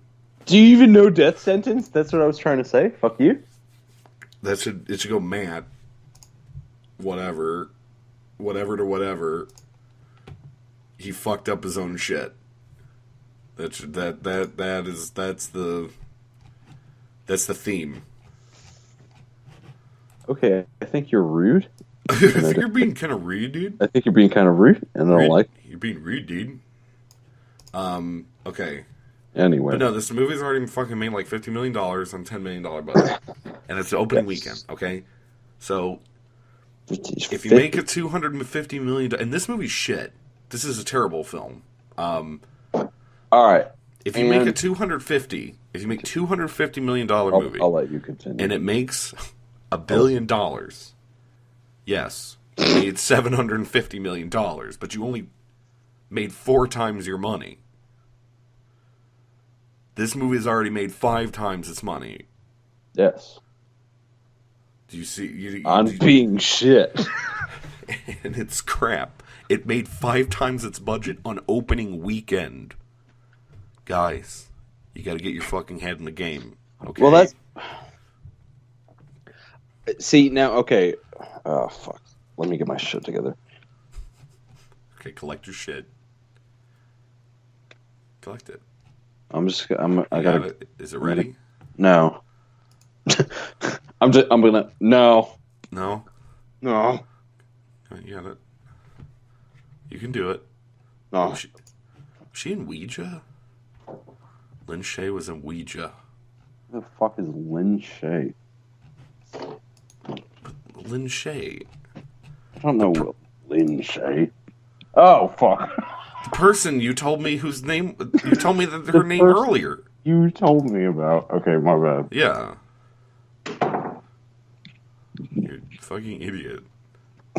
Who the fuck is Lin Shaye? Who the fuck is that, dude? Oh shit. Yeah, I didn't know she was in Ouija. I don't remember her being in that. I never saw it. Well, you missed out. I bet I did. You really missed out. Okay, are you gonna fucking say something? Maybe. Chill. Wait, what are you gonna say? I don't know. Okay. I think this is fucking long. How did we talk about this movie so long? I don't know. I figured we Okay. wouldn't have as much to. We're approaching 2 hours talking about this fucking stupid ass movie. Well, the reason we did that was because unlike Last Jedi, this one we literally broke down scene by scene. Well, it worked better. It wasn't just me babbling on for two I and a actually half fucking enjoyed hours. it. Yeah, maybe we'll do that. We gotta work on our. It's only the second episode. We have to work on our formatting. Yeah. This one was much more focused. So. Okay. So what I wanted to close on actually had. Is it? Wait, sorry. Can I just check? What? How long is this movie? Movie's an hour and 40 minutes, I think. So this is longer than the movie. I want every podcast we do to be longer than the film we're talking about.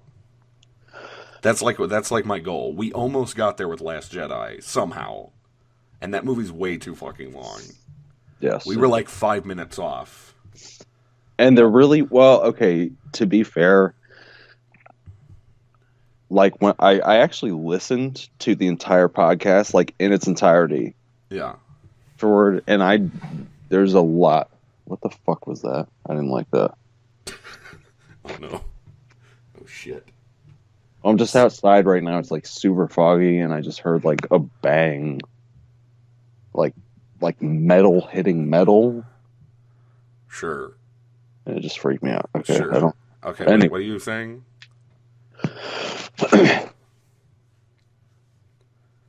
What were you talking about?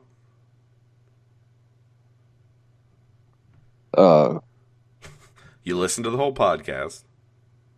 You listened to the last one. Yeah. Sorry, Okay. just like checking my surroundings. Oh, okay. Dude, there is so much of it, just me like repeating the same shit. There's a lot of repeating with the Last Jedi one. Oh yeah. I was Like just saying the same shit over and over and over. we were it was very late at night, and the movie really flusters me, and I also felt like we were just repeating ourselves ad nauseum Just for 2.5 fucking hours. and over and over again. This one, at least, we broke it down scene by scene. We moved scene by scene. We moved through it all. Stayed focused, kind of. We went on a couple tangents, but Yes. that's what you're here for. You're here for the tangents. I mean, fuck it, dude. Yeah, I mean, we can take a break, talk about James Wan for 15 fucking minutes or whatever, but Dude, as long as we don't just repeat our... I look at these as like discussions, not reviews, but discussions. Sure. I mean, I don't view this as like me doing a movie review. We're shooting the shit. We're talking about the film. Just chatting. And we just so happen to be recording it. Sure. This one, it's just we're working it out. It's early in the thing. I think this one's much better. So okay, so what I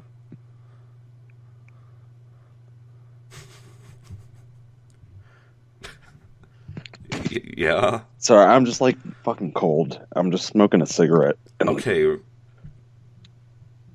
Sure. Well, what are you saying? Okay, so oh my god. Okay. What? Okay, so No. So what is it? Today, Junior? No, I can't. I mean, what the fuck? It's like fucking freezing, dude. Okay, I get it. It's cold. What are you gonna fucking say though? You gonna say something? I don't know. If we're fucking not so fucking cold, I could maybe think. Okay, well, you had the thought, and then I did, and I lost it. I am fucking burning to know. Pushing to my core to try and keep me alive. Oh my god! So I can't fucking think. All right, let's. I liked 2 is not a bad length. 2.5. Like a film itself. You go over 2, gets a little long. So, Oh, wait. oh, Jesus Christ. Yeah, what is it? Let me interrupt you. Okay, please do. What is it? All right, so we're having like concluding thoughts. Let's have like a Sure. Okay. Okay, that was what I was about to move into Oh, before you okay. interrupted me. Cool. Bet. Okay, I was going to... Man, do you have any closing thoughts on Okay. Insidious for The Last of the Mohicans? Yes. Okay. Okay. And so when just and like Just an say your fucking... Say it. What are your thoughts? so when we left In the theater. conclusion. In conclusion. In conclusion. Okay. We left the theater and I asked my siblings what they thought of it. And they thought it was terrible. They hated it. Sure. They sound like sensible people. My sister despised the fuck out of the movie and Yeah. thought it was a horrible piece of shit. Okay. Sounds like a smart girl. And I said I liked it. Right, because you're an idiot. Do you still... And then Do you like it? she asked me why. Yeah, And I said, that's the because- appropriate follow-up to that question. That answer. I liked Insidious 4. Why? And she said, "Dear God, why?" And I said, "Because that's what I wanted." This whole time, like, seriously, and I still stand by it. Okay. Wanted. I don't know how to explain. Okay, like you and I are both, we like weird horror franchises from the 80s and shit. Yeah. Nightmare. I've even come around on fucking Friday and shit. I really like Friday now. So I'm this gonna one, buy that. I'm gonna buy that Blu-ray box set that's coming out. me too. It's gonna be fucking great.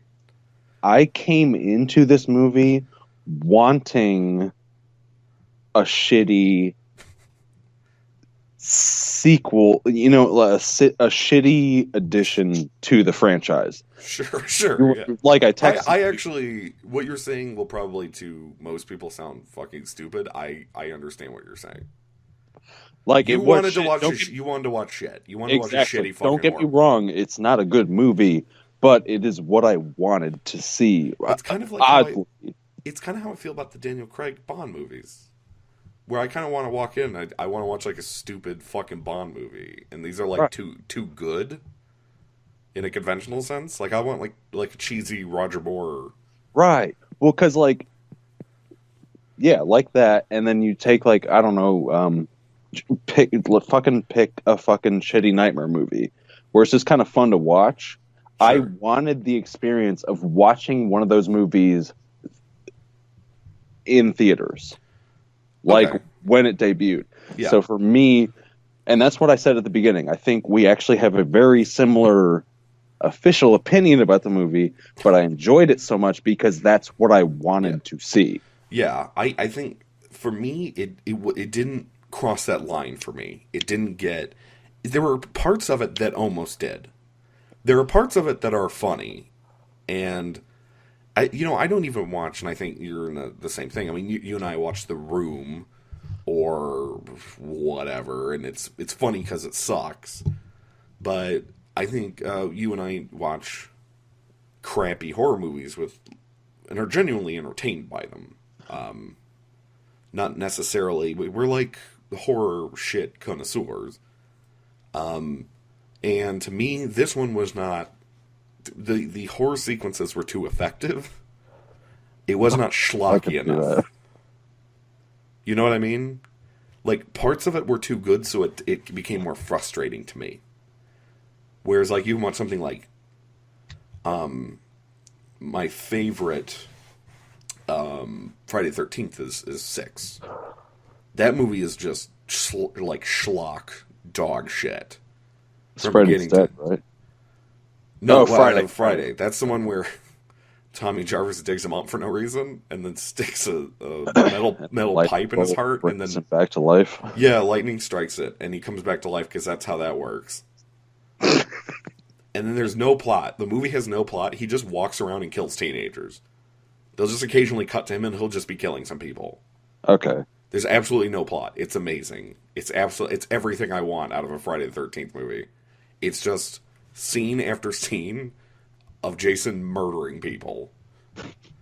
And then occasionally they'll cut back to the, like, kind of what's happening with Tommy Jarvis, but no one cares. Right. It's great. It's a fucking classic film. It's up there. It's right below Furious 7. It's probably the second best movie ever made. But, yeah, to me, this didn't get there. It wasn't, like, legitimately enjoyable camp. It was almost... I can see where you're coming from. Yeah, it worked for me. Okay. I'll meet you halfway on that one. Yeah.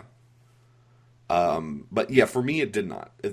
I don't know, for me personally, if there's enough... There are things I laughed at in the movie. There are things that were entertaining. I don't know if I would recommend it. Because of those scenes, right. To me, the only reason I think anyone should watch this movie is if you are just watching all of the Insidious movies. Fair enough. And to be fair, this isn't, like you said, this isn't something I'd like recommend even out of that standpoint. It was just, for me, it was like a personal, okay, cool.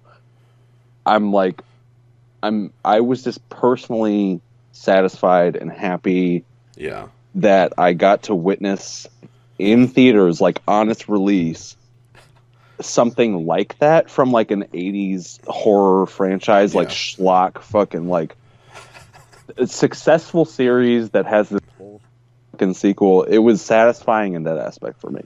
Okay. See, I wanted to watch. I was really amped. Last year we were supposed to get Friday the 13th Part 13. And they canceled that. That was supposed to come out last year. I didn't even know about that. Yeah. It was supposed to come out in October. And I want to say, speaking of horror movies never bombing, I think a horror movie bombed. I don't remember which one it was. Earlier in the year, and they canceled it. They hadn't started filming it yet. Let me see here. I was very disappointed. And they almost got there. They almost did Friday the 13th Part 13. I feel like you have to... You're so close. Because the reboot thing, whatever, that was the 12th one. The Platinum Dune shit? The Platinum Dunes one, yeah. Let's see here.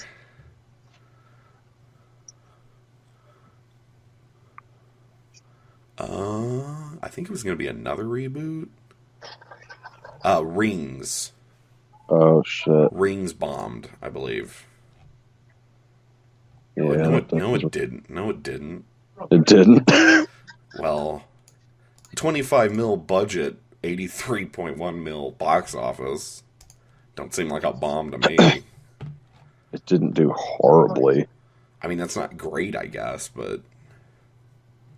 I mean, after marketing and shit, it probably made money. If you double it to 50, which still made money. You still made money on that. And I barely felt like I heard about that movie when it came out. So, I actually did. I don't know what, like, a fucking...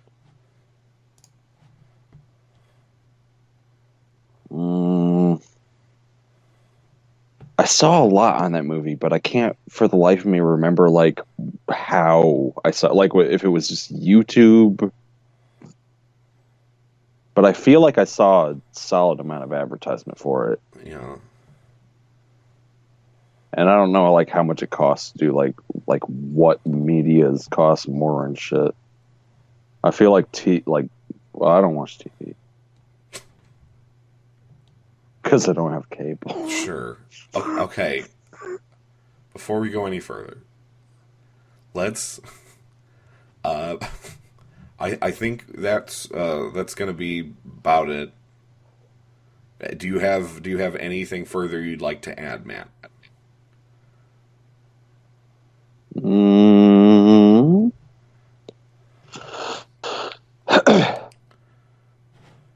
I'm down for more, dude. I don't. I am. Okay, I'm well, actually like once I hit that realization that that's what I was. If that's what they're doing, if they're trying to like close this up,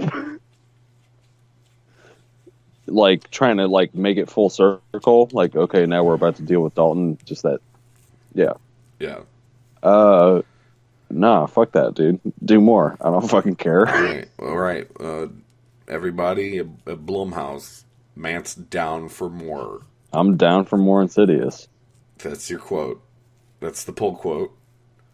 Uh, I what my goal in life is to, like I already stated, and why this was cool. This was an experience for me was because I love fucking those 80s fucking Amityville, whatever. I don't fucking care. I mean, great. Like you were saying earlier, like I prefer slashers in yeah, terms of like franchises. They tend to be more entertaining.